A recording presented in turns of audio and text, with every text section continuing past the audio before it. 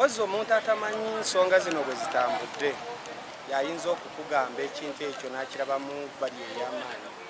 Olw'ensonga tumitinze president enfunda zesikyajjukira mu bungi bwazo era ne tumunyonyola. By then twali tetunaba kutegeera ekyamazima nti ekizibu teeka erya article 10 engeri gye batujjamu mu mbeera eri tekiniko mu mateeka. So okumitinga president tumumitinze enfunda nyingi ate nga bwe twasookanga okumumitinga nga tukaaba nga tugamba bannaye batuma passport, batuma national ID, bazitujjako ku borders, bazimenya. Oba kitegeera kati batukanga n'ekiseera nga bakujjako national ID nga bagimenya bumenyi. Ekyali kitegeeza nti bali tebakikola mu mutima mulungi oba nti ddala akakasiza nti toli muna Uganda. So nga tetulina solution gye tumutwalira kutukalira bukabirizi.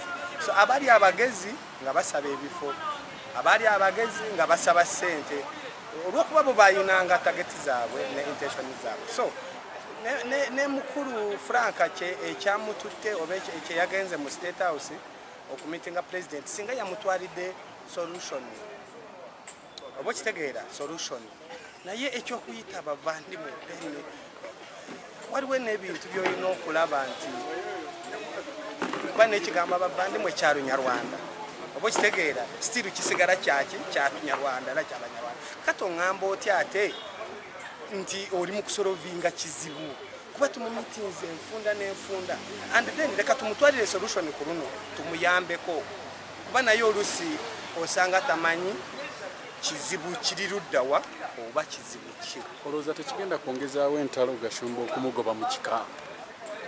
Gashumba lwakuba tuba tetwagala mbeera yakusongagana munnwe naye bw'oba olaba omuntu akola ebintu ng'ebyo oyinza okwesanga nga newaffe agwayo kitono.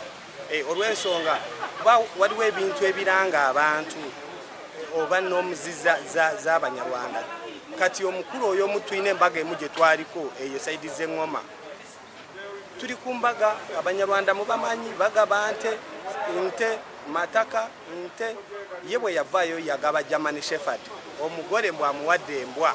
Kati waliwo n'omuntu atuuka ekintu ng'ekyo n'olaba nti question mark zijja kuba bw'oba oli Munyarwanda ddala ng'ogamba oli Munyarwanda oli mutuuzi ku mbaga ya munno n'ogaba embwa ndoza mujjukira ne bwe yafiirwa embwa yabiteeka ku social media n'agiziika ng'omuntu then omuntu oyo tutandika okolaki okumudawutinga olw'ensonga nti ebintu byakola wuuyo y'omu yatandise okuggyako Abanyarwanda obunyarwanda mbu kati bavandimwe olabira ddala nga waliwo question mark ey'amaanyi ku nsonga eyo. So ayogerera abavandimwe n'abanakkiriza okutandika ekika ky'obuvandimwe bamujoyininge tetumuyinaako obuzibu.